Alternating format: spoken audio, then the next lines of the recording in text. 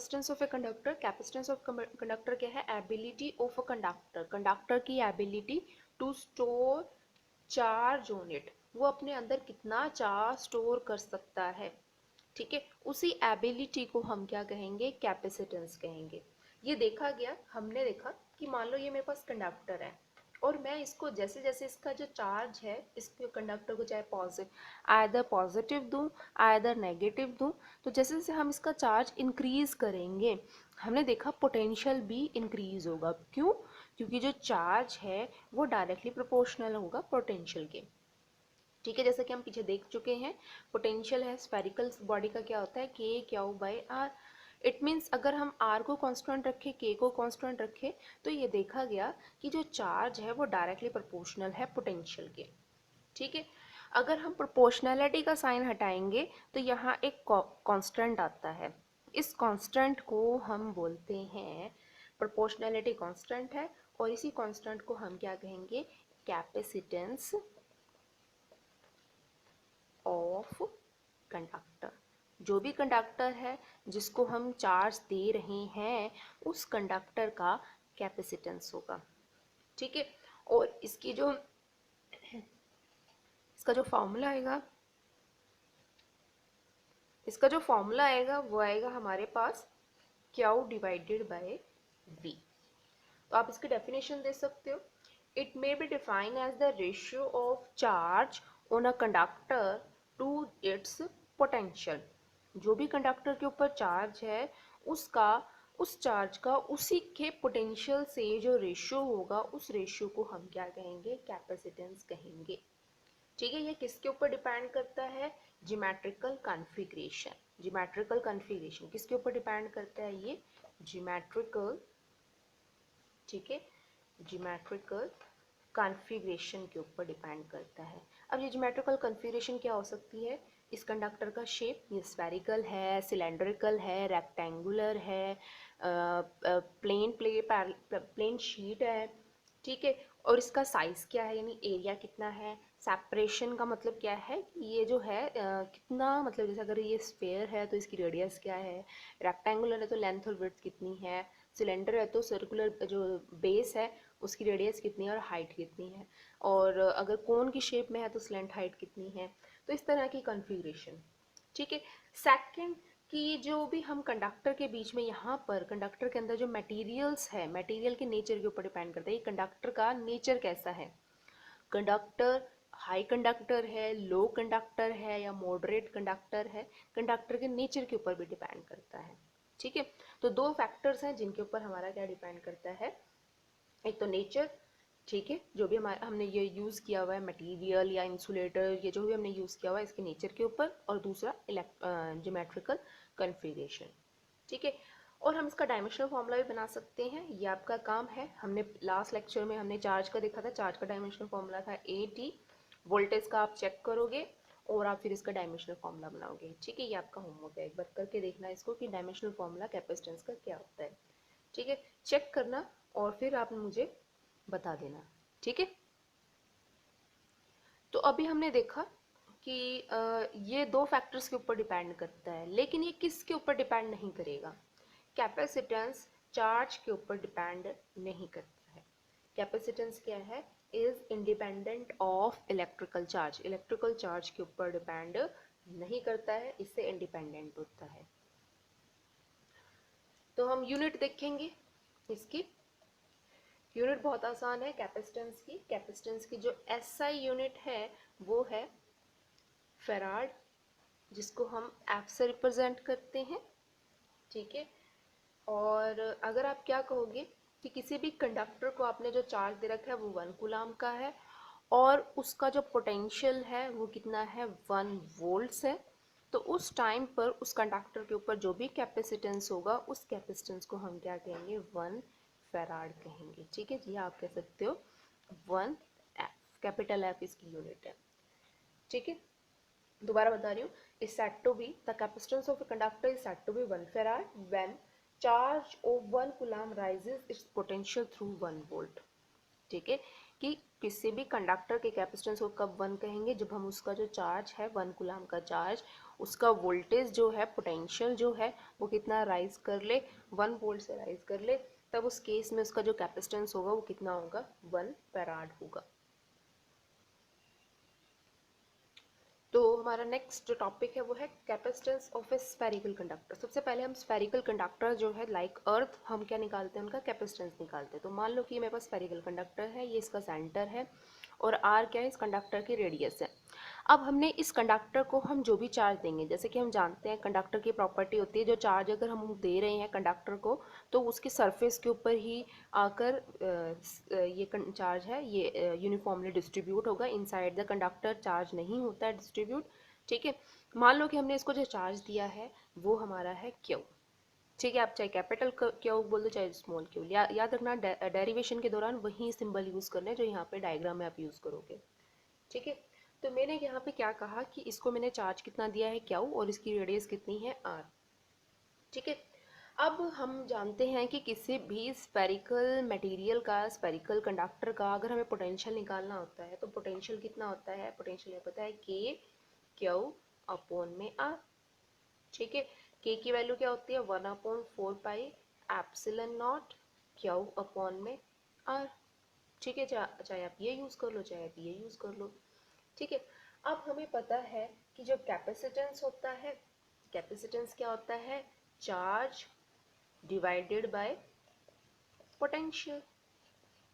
Charge कितना है हमारे इस कंडक्टर का क्यू, और इसका पोटेंशियल कितना है Q divided by 4 pi epsilon naught are.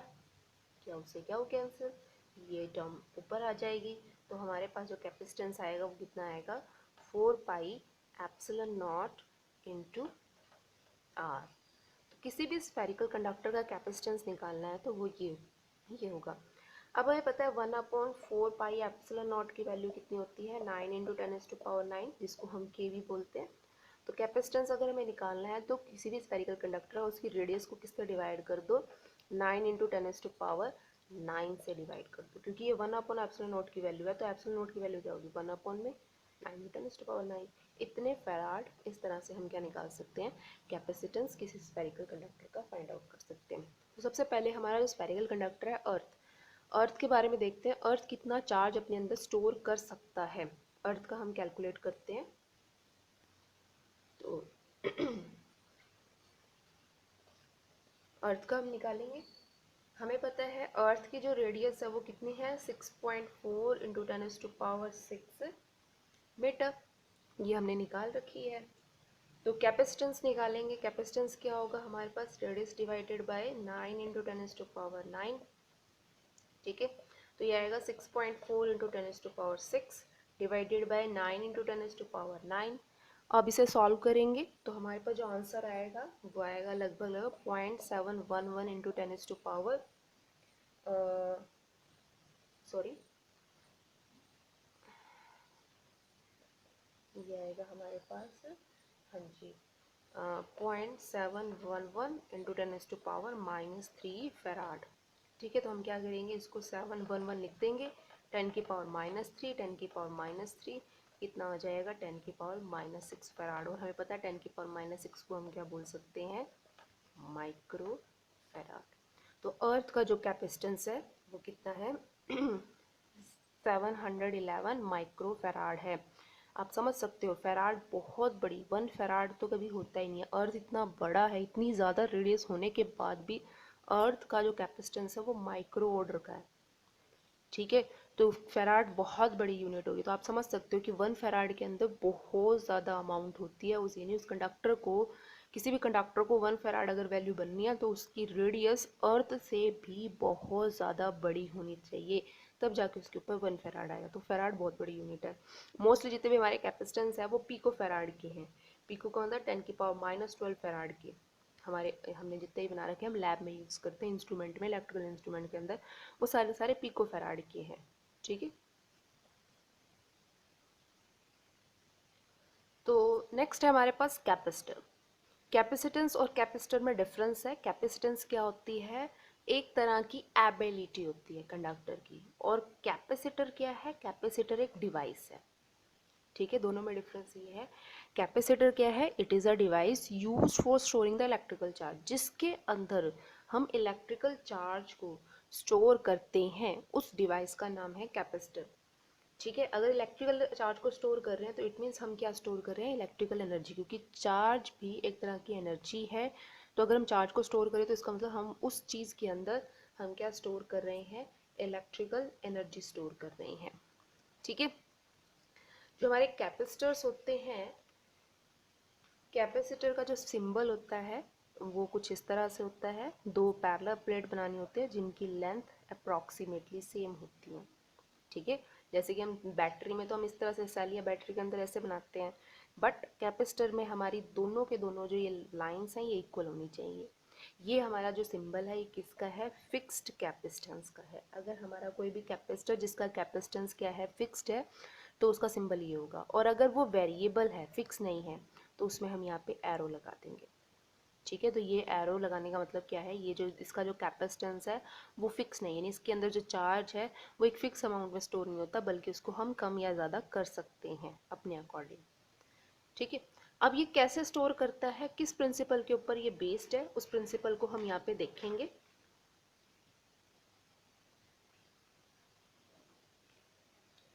इसका प्रिंसिपल बहुत ज़्यादा इम्पॉर्टेंट है, क्योंकि बहुत सारी बुक्स है जिसमें इसका प्रिंसिपल रॉन्ग दे रखा है, तो हम इसको सही ढंग से स्टडी करेंगे। ठीक है, एक आधी बुक है उसमें ही ये करेक्ट दे रखा है, मोस्टली बुक्स के अंदर इसकी प्रिंसिपल की बिल्कुल गलत स्टेटमेंट है। ठीक है, तो देखो सबसे पहले क्या है? It is based on the principal that, कौन सा प्रिंसिपल है इसका? व्हेन एन अर्थड कंडक्टर, कौन सा कंडक्टर?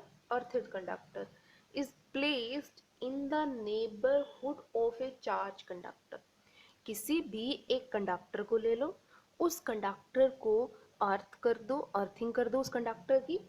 ठीक है, और उसको किसके पास रखो? किसी भी चार्ज कंडक्टर के पास रख दो।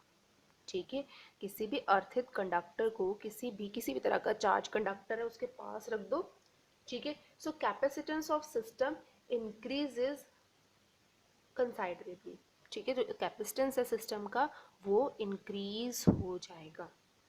ठीक है, यानी कि अगर मैं मान लो कि ये जो कंडक्टर है, दोबारा मैं समझा देती हूँ नॉर्मल लैंग्वेज के अंदर, कि अगर मेरे पास एक कंडक्टर है, इसका चार्ज है Q और इसका कैपेसिटेंस है C।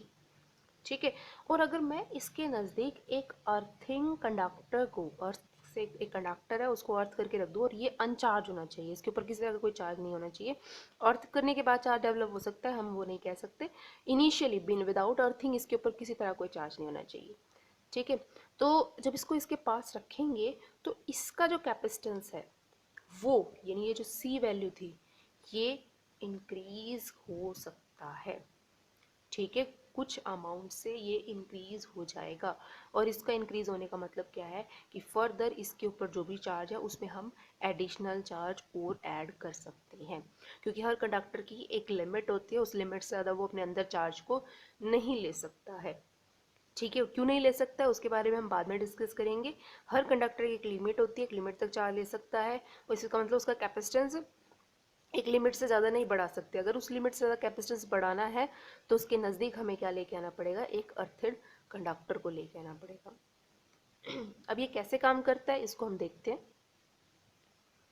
मान लो कि मेरे पास एक कंडक्टर है और इसके ऊपर क्या चार्ज है।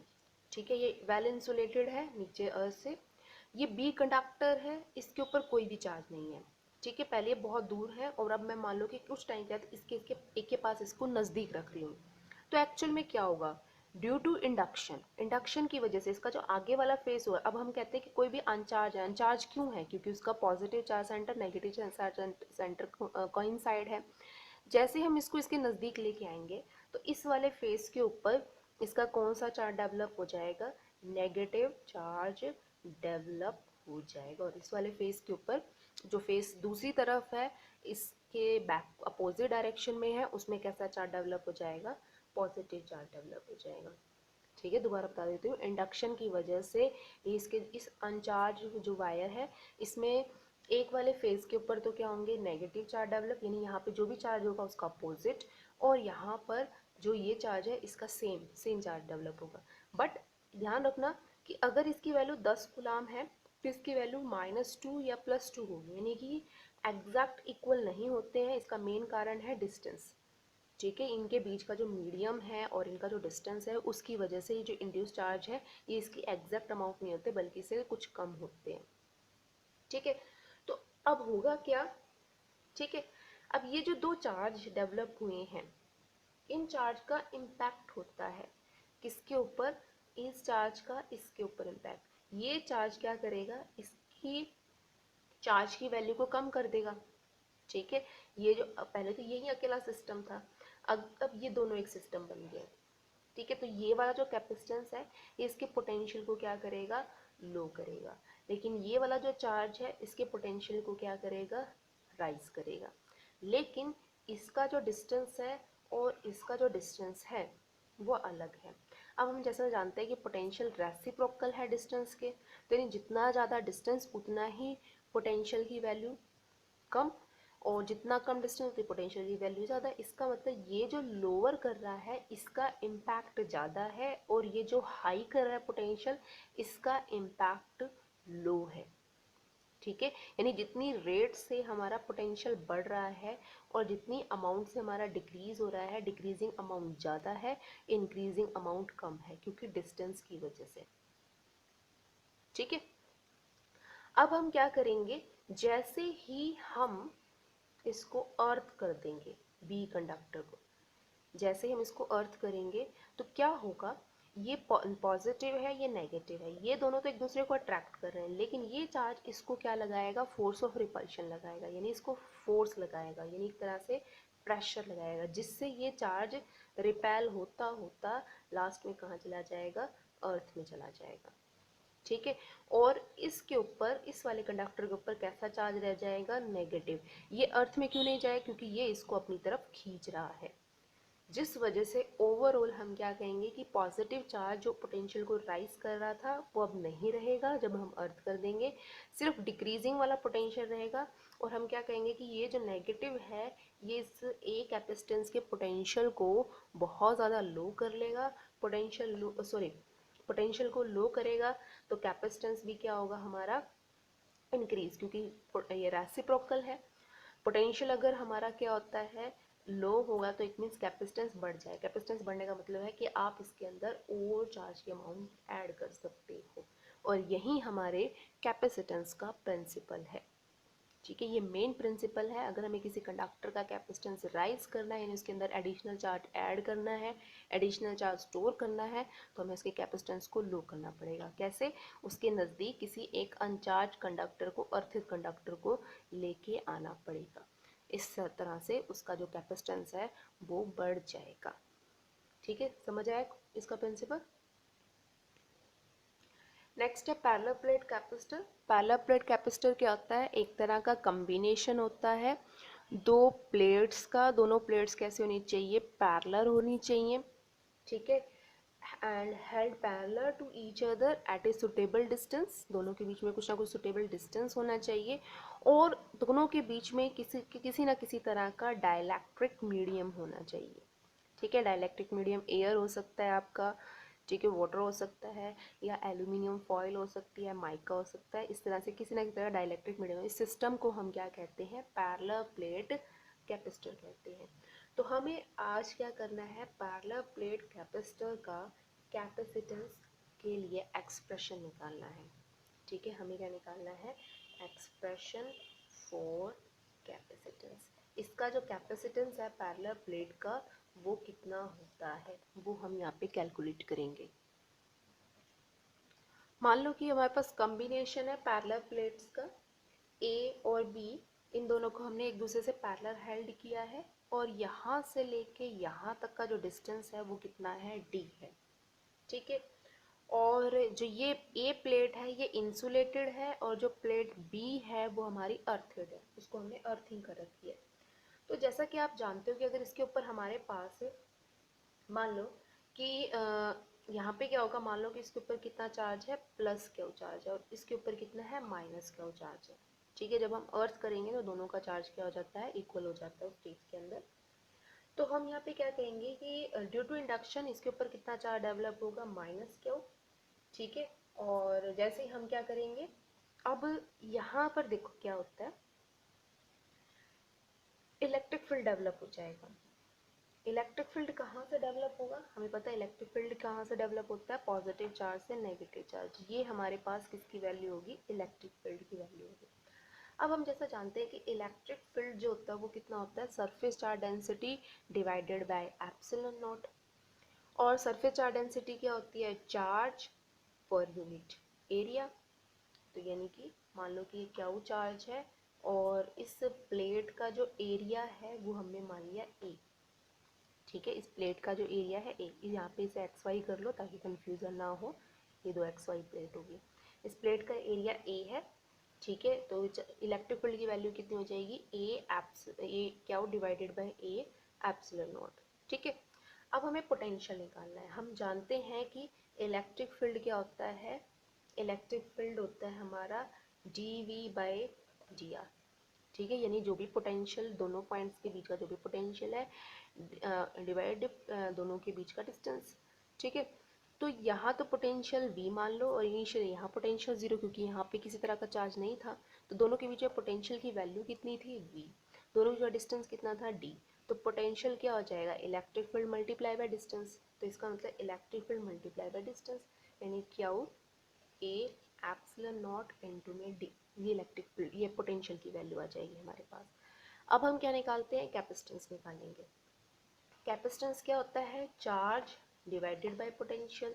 इट मीन्स आपका कितना आएगा कैपेसिटेंस, ये आएगा Q divided bye Q D into A epsilon not. तो क्यू से Q cancel. So parallel plate जो हमारे पास कैपेसिटर है, इसका कैपेसिटेंस कितना होता है, ए epsilon not divided by D in vacuum, vacuum के अंदर। ठीक है, अगर मान लो कि यहाँ पे मैंने किसी तरह का कोई डाइलेक्ट्रिक मीडियम रख दिया जिसका डाइलेक्ट्रिक कांस्टेंट कितना है, के है, तो उस केस में क्या होगा, जो कैपेसिटेंस है मीडियम के प्रेजेंट में वो होगा हमारा, यानी ओरिजिनल जो भी कैपेसिटेंस है वैक्यूम के अंदर उससे मल्टीप्लाई हो जाएगा, यानी के A epsilon naught by d. यानी अगर हम पैरेलल प्लेट कैपेसिटर के बीच में कोई भी डाइलेक्ट्रिक मीडियम रखते हैं तो उसका कैपेसिटेंस राइज हो जाता है। कैपेसिटेंस राइज होने का मतलब क्या है, हम उसके अंदर और भी ज़्यादा चार्ज को स्टोर कर सकते हैं। ठीक है, तो आज के लिए यहाँ पे हम इतना ही करेंगे, बाकी जो है वो हम नेक्स्ट लेक्चर में करेंगे।